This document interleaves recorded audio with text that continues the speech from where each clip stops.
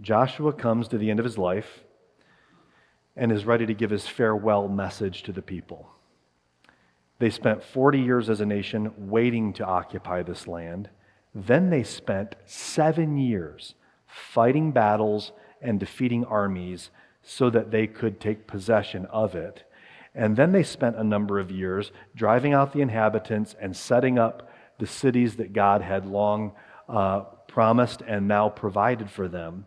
And now Joshua, in his 80s probably, when they were fighting these battles, is now 20 or 30 years later gathering the people together to give them his final message. And basically the message is, okay, now we've moved in to what God provided for us. Look around. This land, this life, these blessings, the victories that we are now experiencing the blessings of, that God gave us, with that as our backdrop, and as basically what I've given my life to as your leader, Joshua is saying, here's the last thing that I want you to know and remember, because soon you'll bury me. But as you live in this land, as you follow the Lord, as you raise your families, as you function in these cities and in these houses and on this land that only God could have given you, here's what I want you to know. 31 kings have been defeated, 12 tracts of land have been assigned to the 12 tribes, and countless miracles have been performed. And in this passage, using the word serve 15 times in the chapter, Joshua is calling the people to make a definite choice as to what kind of people they're going to be. A definite choice, a definite decision to commit themselves from this day forward to be loyal, wholehearted servants of Jehovah God who had given them this land. Follow along. We're going to study the whole chapter, but we're just going to read verses 13 through 18 right now.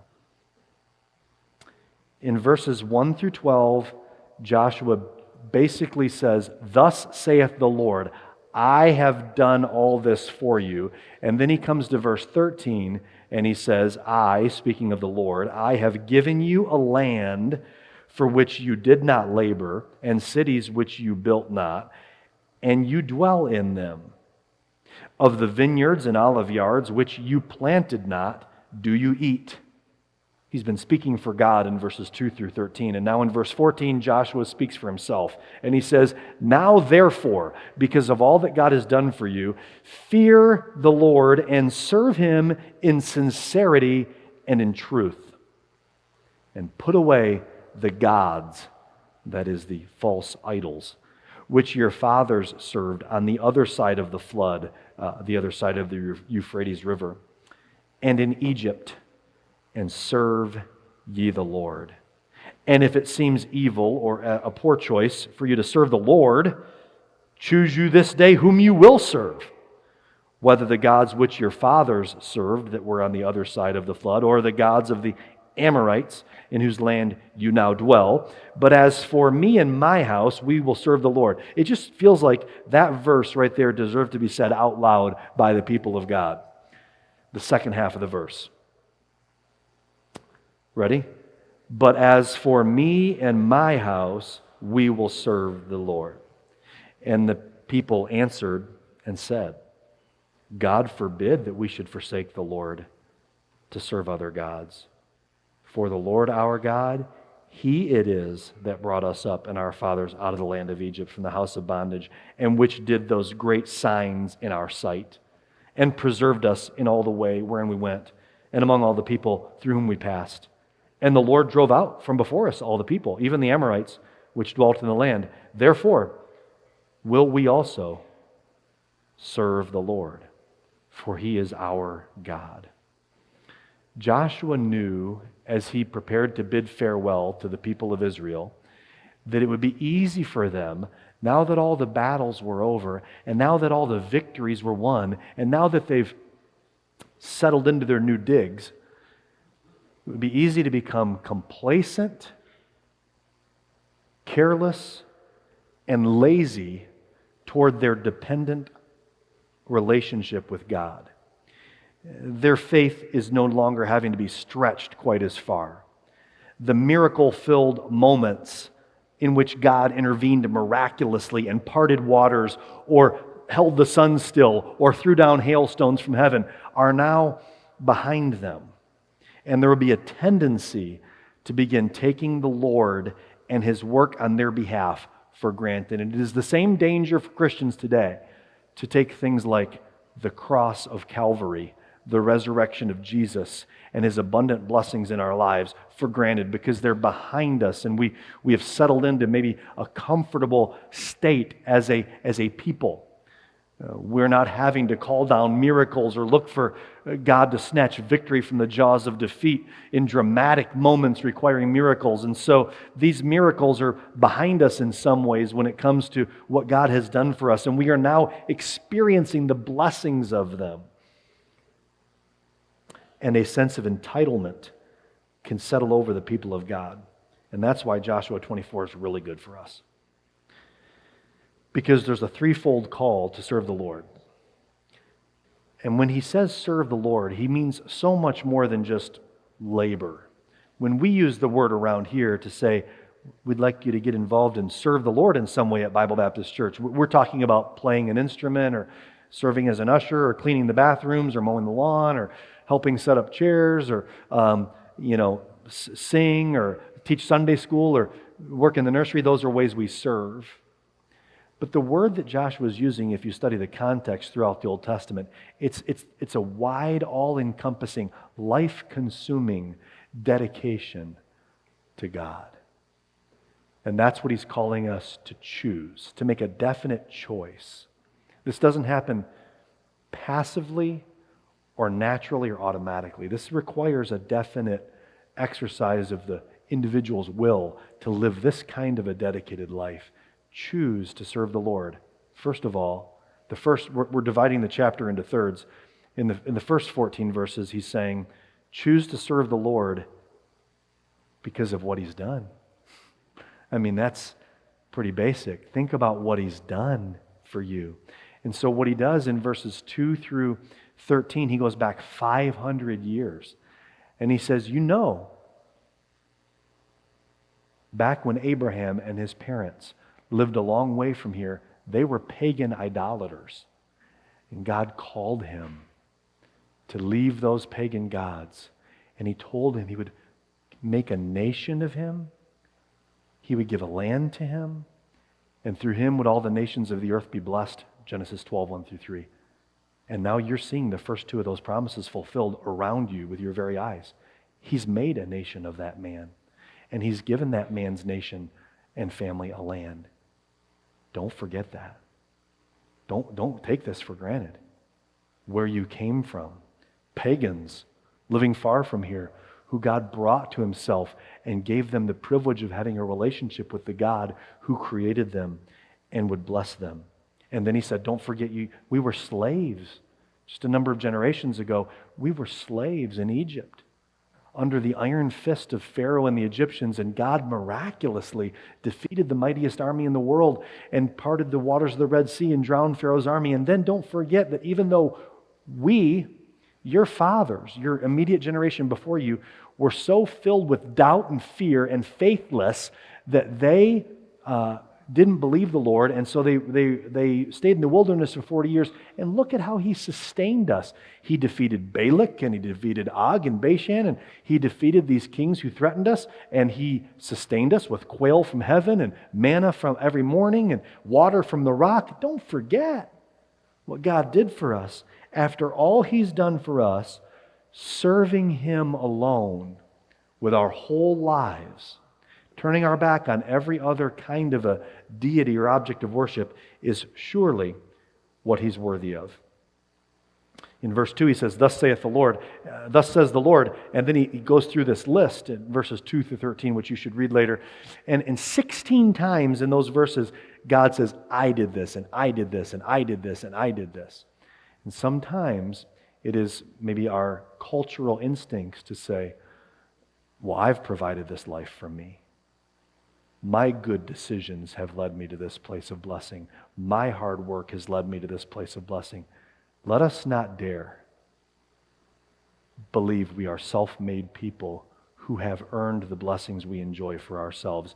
Every good gift comes down from above, from a Father who is unchanging and gracious and loving and gives good things to people who deserve none of them.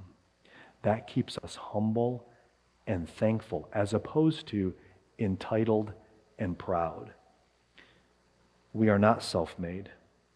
Paul writes to the Corinthians and says, what makes you to differ from anyone else? And what do you have that you didn't receive? Anything good in my life? The marriage that I'm blessed with, the children I get to raise, the church I get to serve as a shepherd in, the clothes on my back, the roof over my head, the forgiveness of my sins, optimism about a future that God has in His hands, eternity in heaven, second chances and third chances and 102nd chances. This all came from God. I didn't deserve any of this or earn any of this for myself. I am completely and utterly dependent on Him. And of course, you know, so are you. And that's why Samuel, a few generations later, would say to the people in 1 Samuel 12:24, only fear the Lord and serve Him in truth with all your heart, for consider the great things He's done for you. Choose to serve the Lord first because of what He's done. Secondly, the middle section of the chapter, which we've read together, choose to serve the Lord above other competing gods. If you study the language Joshua uses, it becomes very obvious that he's setting up the fact that there's a competition here, a competition for the hearts of the people. And there's a competition raging today for the hearts of the people of God. There is the one true and only living God who has created us and then redeemed us at great cost to Himself by sacrificing His Son on our behalf. And then there are all the false gods, and when I use that word gods, little g, idols, statues, graven images is what they used to worship then. We don't have a lot of graven images. People are more sophisticated with their idolatry today. In Joshua's day, people worshiped little carved wooden statues that they bowed down to and believed would send them rain or make them fertile. They satisfy their lives, bring blessings into their lives. Little stone gods they would carve. And it was, of course, very foolish and pointless and empty and hollow and unsatisfying. But this is what they did. And isn't it interesting? Now here we are, sophisticated, spiritual, American Christians 3,500 years later. And what do? We let our hearts get pulled away by the idols and images that this world has erected and carved out of society, culture, and life that those who don't know God worship. And we, like the Jewish people, get sucked into the idolatry that abounds around us. A little lesson in the words you read in your English Bible. Of course, this portion of the Bible, the Old Testament, was written in Hebrew. When you come to the word Lord, where it's a capital L and then a lower O-R-D, Lord, when you read that in your Bible, that's a term that was used widely to describe a position of authority. They would refer to the kings as lords. They would refer to people who owned servants as lords. They would refer to anyone with authority as Lord, and including God. Often, they would refer to God as Lord. It was Adonai, it was the word, the original word. That's the word Lord with lowercase O-R-D. But when you come to the word that we see repeatedly in this text, capital L, capital O, capital R, capital D, that was a technique of the English translators to help us know that the Hebrew word is Yahweh, the Greek equivalent would be Jehovah, that is referring to the one God. Not anybody with authority, but the one Jehovah Yahweh God, Lord.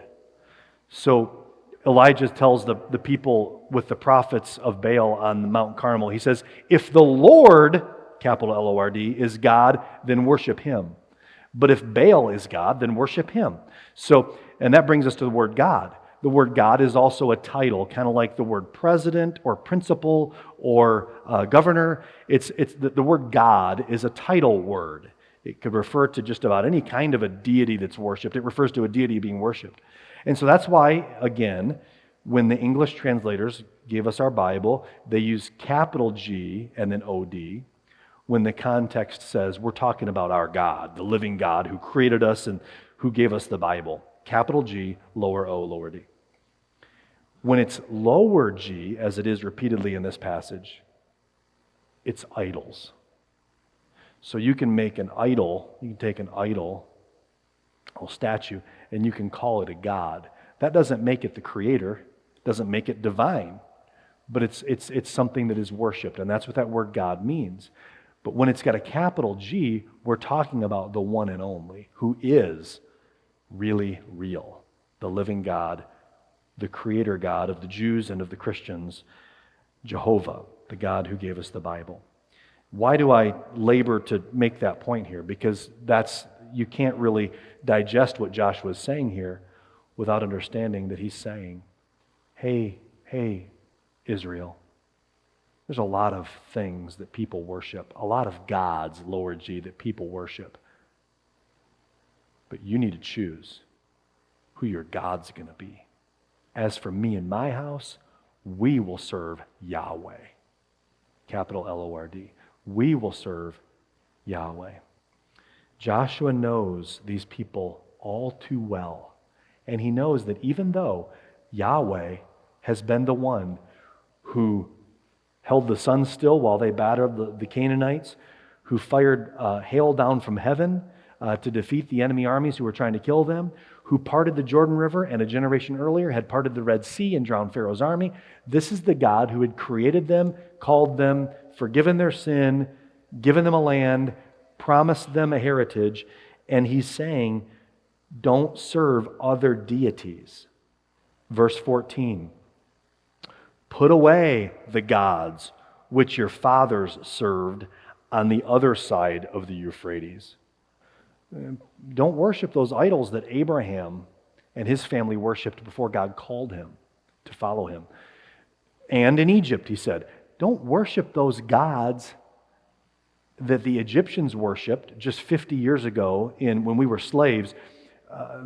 They worshipped these false gods. And what the 10 plagues were all about that ultimately resulted in the expulsion of the Jewish people from Egypt and the Exodus was the fact that the one God had really defeated, confounded, and shamed and embarrassed all of the false deities that the Egyptians under Pharaoh had set up.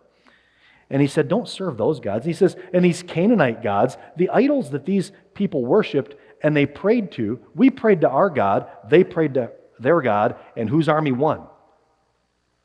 They had big fortified cities. They had advanced, enormous armies. And here these ragtag slaves come through, kind of like the revolutionary soldiers at the Revolutionary War. These ragtag people that have all the odds stacked against them, they come in here. And they basically mow down 31 armies in this land. Why? Because only God can enable that to happen. And so he's saying, what do you want to serve their gods? That they bowed down to and prayed? That have been defeated and lay in rubble? We don't want to serve those gods.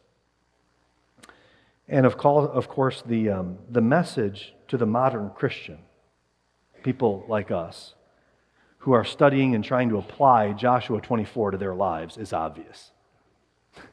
We live in a world where though there are not graven images, there are no shortage of false gods who, the people around us who don't know our God, have chosen to worship. What do you mean by worship? They have chosen to devote their lives to those idols. What are they? You know what they are. For some, their God is pleasure or recreation. For other people, their God is money. It's what they're living for. It's what they get up in the morning thinking about, what they go to bed at night sleeping about, and what they're driving every day of their lives to pursue money. Others' God is entertainment. They're looking for the next experience. Others, it's sex. That's a big one in our day and age. It's not new, it was then too. It's what they literally are devoting their lives to their own destruction. Others, it's material possessions. And by the way, things like sex and material possessions are good, healthy things created by God for our good when they serve us, but not when we serve them and begin to worship them and orient our lives around them. Material possessions, people make their gods. Sports, people make sports their gods. People make politics their god. People make corporate or career accomplishments or academic accomplishments a god. It's what they're living for and hungering and thirsting for. People make power their god. You say, Pastor Tim, how do I identify what gods in this world am I prone to being tempted to pursue? I'm really glad you asked. Ask yourself some questions. What is it that you get angry about? It plays an important role in your life. What is it that you daydream about? When you need comfort, where do you go for comfort? What do you prioritize with your time? What do you prioritize with your money? What gets the first place in your monthly or weekly budget? Where do you look for satisfaction and fulfillment? Here's my favorite question, diagnostic question. What is it that it seems like your life is orienting itself around and arranging itself around?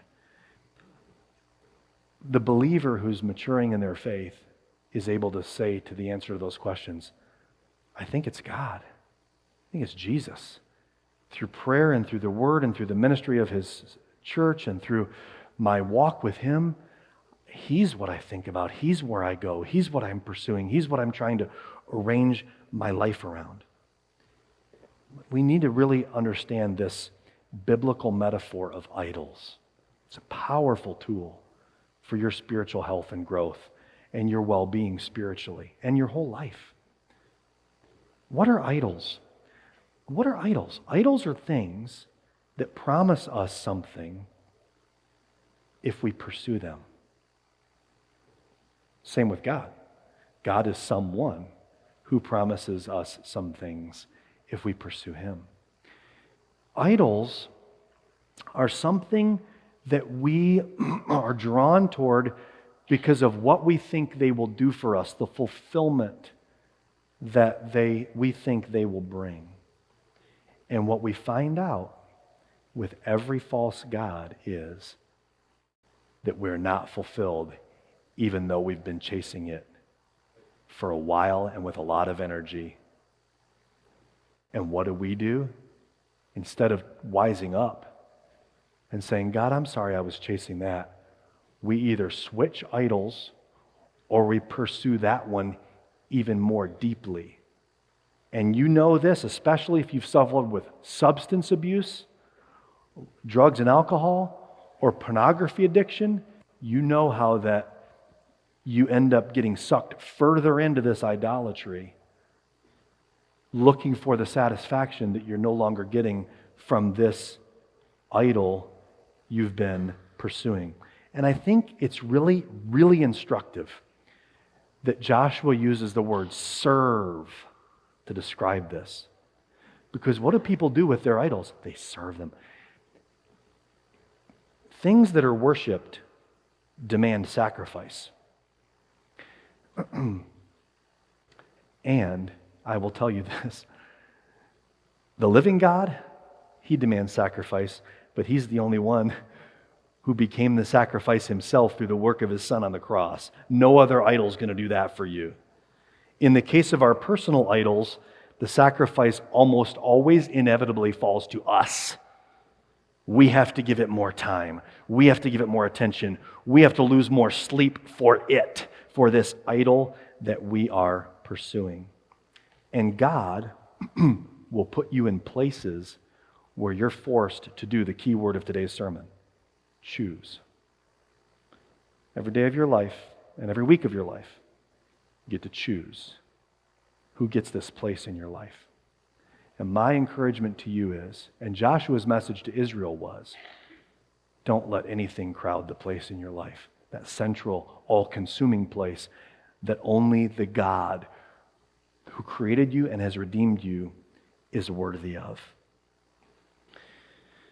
Joshua said, "As for me and my" what, everybody? House. Here's a husband and a father saying, "I'm going to take the initiative." Now, we parents know that there are no guarantees. We don't know whether our children, once they're ultimately raised and have left the nest, will follow our faith. But here's what Joshua teaches us in this verse. We can set a direction. And we can be intentional, as we learned a week or two ago about the memorial stones, where he said, set up these stones so that when your children ask you about why those stones exist, you'll have an opportunity to have a conversation with them about the God you serve and the God that you hope that they'll serve too. And so we parents ought to very carefully assess what kind of example we're showing to our children in what we prioritize and what we're orienting our and their lives around, and then choose accordingly so that we can set up our children to know how wonderful and praiseworthy and worthy of our worship our God is. If God is an afterthought in the parent's life, He will not be a thought in the children's lives. And I will tell you, if I could just take aim at a new idol in 2024, youth sports have become an idol in our day, haven't they? You've got parents in the modern American church who are so stressed out with the time that they have to give to everything that they've signed their children up for, and the money that they have to invest in it. No time for missions trips, short-term missions trips. Can't. Always frazzled, always running, always busy, always stretched thin, short on money, can't hardly make the mortgage payment, but every time the coach says they need another $800 for equipment or a travel trip, sign me up. And every time I have to book a new hotel room in Terre Haute to go to a weekend tournament while my church is worshiping, sign me up, coach. Just tell me what to do.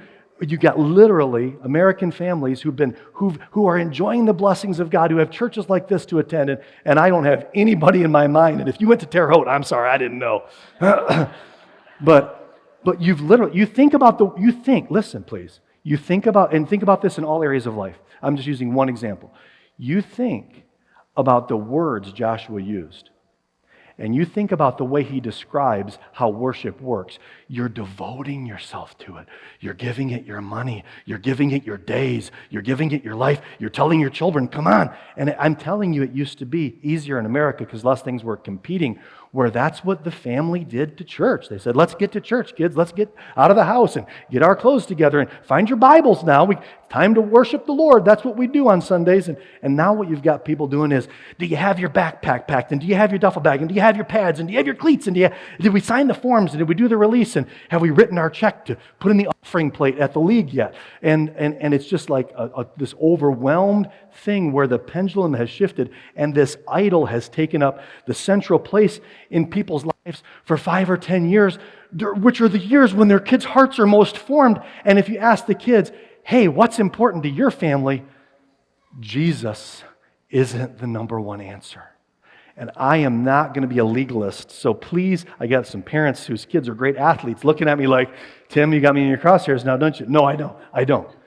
I played sports growing up. My kids all played sports growing up. A lot of kids in this church play sports growing up. But it's not really going to be complicated if I have to choose between worshiping Jesus and making Him the center of our lives, and then sitting in some bleacher somewhere chasing some kind of a program that pagans put together because that's what they worship. A lot of your kids would be helped by you doing for them what other parents have done for their athlete sons and daughters. And they put their arm around their son or daughter and they say, bud, we're going to have to find you a way to develop these skills that doesn't compete with Jesus. Because our Sundays, He's got them spoken for the foreseeable future. because that's what we do, because we're Jesus followers. And I'm just giving you one example, but it is a good example. Got quiet in here. All right. Let's keep moving. Again, like I said, I'm not going to be a legalist about it. If you miss church next week because you're at some thing you signed up for, don't get a complex. Don't think I'm mad at you. I'm not. I love you. But maybe it's time to start shifting and really scrutinizing our decisions with a little greater level of care. There's a verse, a tragic verse, in 1 Kings 17 that describes a double-minded people. This is several generations later after Joshua. And wouldn't you know it, the people of Israel have done exactly what he said they shouldn't do. They've let their hearts go after idols. And they still believe in Jehovah God. They still go to the Jewish festivals. They still worship sacrifices at the temple on a regular basis throughout the annual Jewish calendar. But they also are worshiping the false idols. And this is a duplicity in the life of God's people that is tragic and painful for him and them, and ultimately would lead to their loss of their land. 1 Kings 17:33. They feared the Lord and served their own gods, after the manner of the nations whom they carried away from thence. They feared the Lord and they served their own gods. May it never be the case. And I think this is a very helpful framework for 21st century American Christians. They believe in Jesus. They believe the Bible is God's word. They believe in traditional Christian values. They're a conservative person. They're a person who has membership in the church, and they come, on a somewhat regular basis, and they might even volunteer occasionally. But they know that between Sundays, there's some stuff going on in their heart, in their mind, with their eyes, with their ears, with their life. They know there's some stuff going on between Sundays that are not consistent with the holy God of the Bible. And this is a lukewarm, watered down, modern Christianity where Jesus is no longer at the center of our lives, but he is one ingredient of our lives among many other competing objects of affection.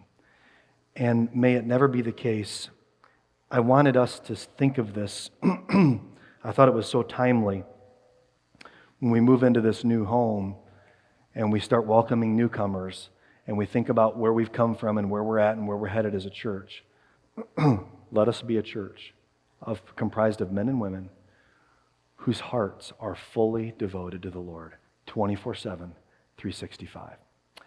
Choose to serve the Lord because of what he's done. Choose to serve the Lord above other competing gods. And third, the last portion of the chapter, Joshua basically says, choose to serve the Lord from your heart and with all of your life.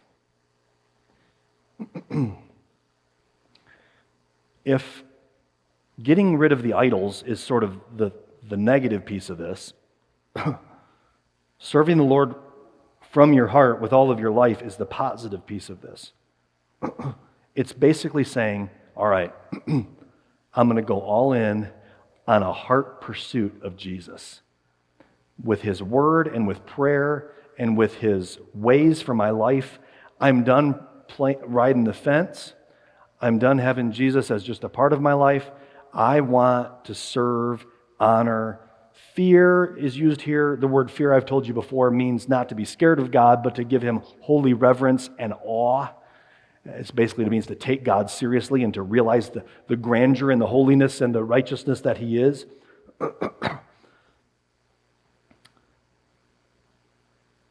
It's an all-encompassing call from Joshua to the people.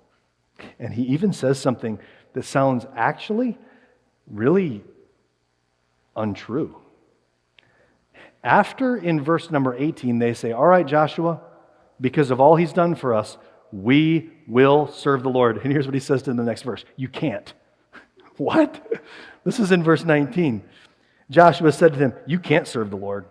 He is a holy God and he is a jealous God. And then he says something that you didn't think was in the Bible, and I think we need to understand what Joshua's getting at here. He says, he will not forgive you. Whoa! Now here's the thing. Joshua knows, and they know, from recent days in their lives, forgiveness is what he's all about.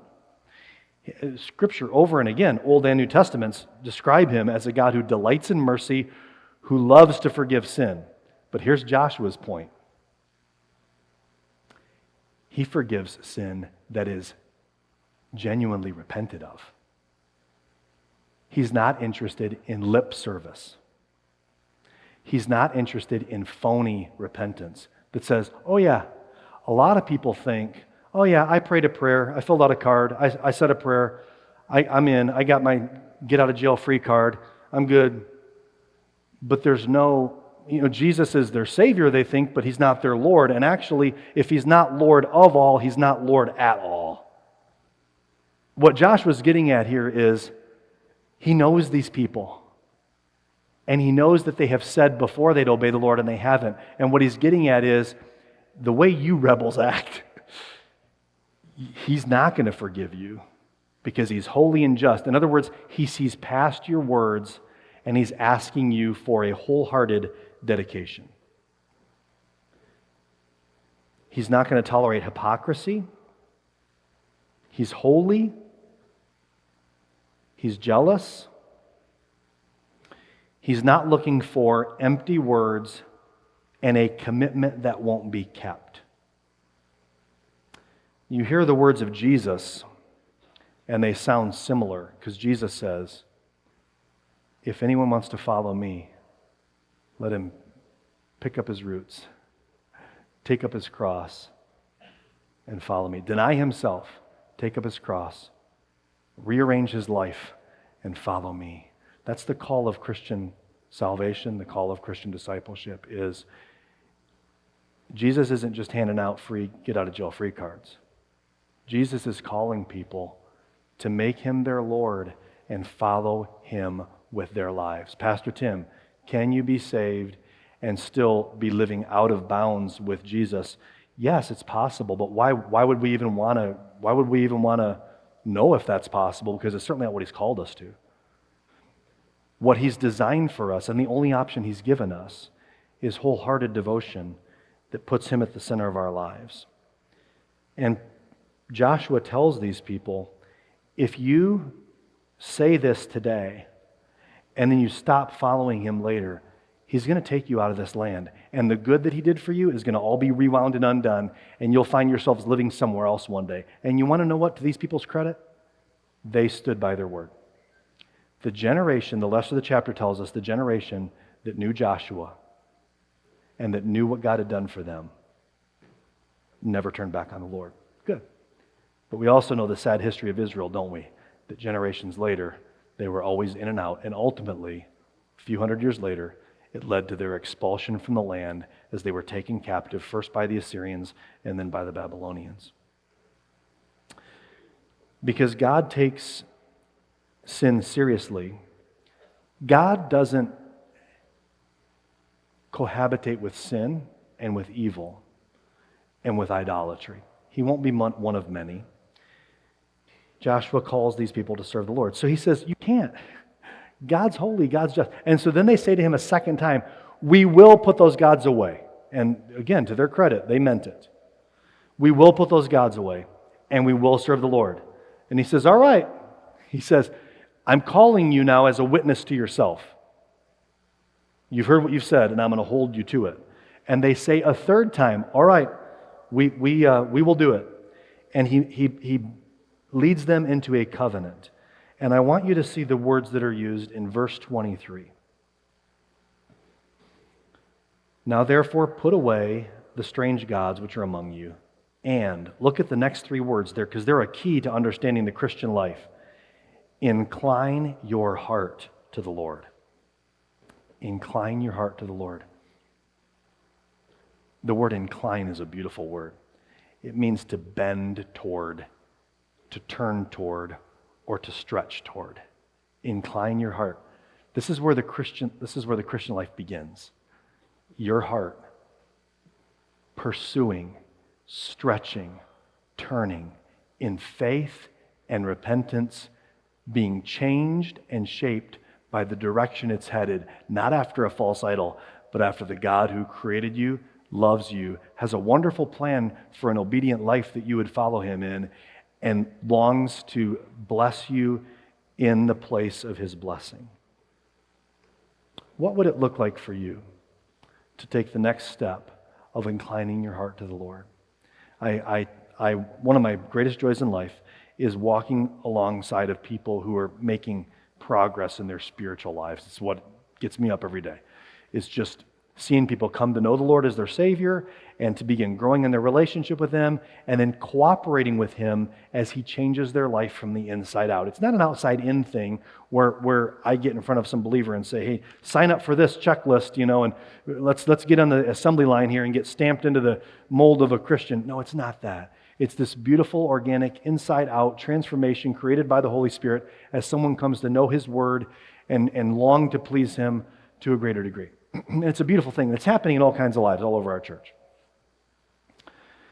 What would the next step for you be in that journey? Sometimes I see people, God isn't in their life at all, and we know that a lot of folks in our community, that's where they're at. Then God becomes a person that they appreciate. And they're starting to get the fact that there might be something to this God. Maybe they start listening to Christian radio or sharing inspirational memes on social media. That's good. It's a step in the right direction.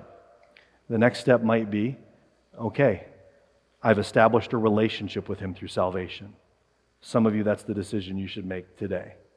I've been saved. I've come into a relationship with God through Jesus. I've been born again. And then what happens is, what's supposed to happen is, Jesus is not just part of their life, but he's a growing part of their life.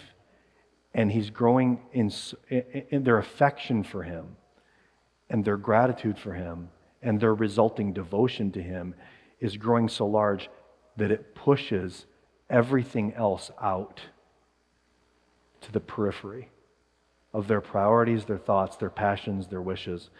And now God is not just a priority, he is preeminent.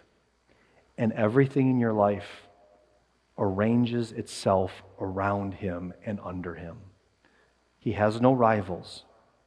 If everything in your life were an instrument, it would all be playing his song, tuned to him. This is the only vision for the Christian life presented to us in the Bible. All in, fully devoted. This is what the Bible means when it talks about us having sincerity and authenticity in our lives. They have been fully devoted to the Lord. And here's the way Jesus said it. You shall love the Lord your God with all your soul, all your mind, all your strength. This is the first commandment. Joshua makes a covenant with them in which they agree to follow the Lord, and the Lord agrees to protect and provide for them and abundantly bless them in the land he's given them. And in return, they're going to honor him and follow him and obey his laws and reflect his holiness to the nations around them. Good news, Christian. Jesus, on the night he was betrayed, took a cup and took bread and said, I'm giving you a new covenant with what I'm about to do. A new covenant? They were familiar with the old covenant. As long as you obey God, he's going to bless you. The new covenant is a new relationship that we get to enter into as Christians that is not based on the people's obedience, but rather conditioned on Jesus' obedience on our behalf. And the one condition is repentance, turning to Jesus for salvation. In this covenant, God blesses us not just in land here, but in eternity forever. In this new covenant, it cannot be forfeited, thank God, by our disobedience, because we have been united with Jesus, who perfectly fulfilled our obligations to holiness. And now, our obedience flows from a grateful heart and the presence of Jesus within, rather than a fear from losing the relationship. And that is the new covenant. And you, if you've come into a relationship with God through Christ, are a member of the new covenant. And it should blow us away what God has done for us. We have so much more motivation than the people of Israel even had, though they had much, to honor him and obey him and love him and make him our one and only affection in life. And there's a very interesting piece at the end of this passage in verse 26 when Joshua writes these words down, verse 26, and he took a great stone and set it under an oak that was by the sanctuary of the Lord. And Joshua said to the people, "This stone shall be a witness to us." They have now 3 times reiterated their commitment to the Lord. This stone is going to be a witness, for it has heard all the words of the Lord which he spake to us. It shall therefore be a witness unto you, lest you deny your God. I'm picturing this stone. I put a stone right out that door right there for you to walk by every Sunday on your way into church. The landscaper did that for us. It was the biggest boulder they found on this 46 acres when they were doing their earth moving. And we're going to put this verse out by that stone. And I'm picturing the people of Israel. They knew where this stone was. It was under this landmark oak tree next to where the sanctuary was pitched. And I'm picturing people in Israel, when their hearts would begin to grow a little further from the Lord, they would walk past that stone and they'd be like, "Yeah, Joshua told us that stone heard what we said. That stone heard what God called us to and heard us say we would sign up for it." And this stone was a little reminder. He says, this stone's a witness. It's listening to you right now. There's some metaphor there. And the point is, we need reminders. The Word of God, the Spirit of God are our key reminders. But may we never forget that we have chosen to serve the Lord. Our commitment to the Lord, as with the people of Israel, is something that happens in the community of faith, where there can be this shared accountability and mutual loyalty to the Lord, so that we might spur one another on, Hebrews says, to follow him together. I suggest we unite our hearts in wholehearted allegiance to the Lord, and that's what I call every member of Bible Baptist Church to today, and until we arrive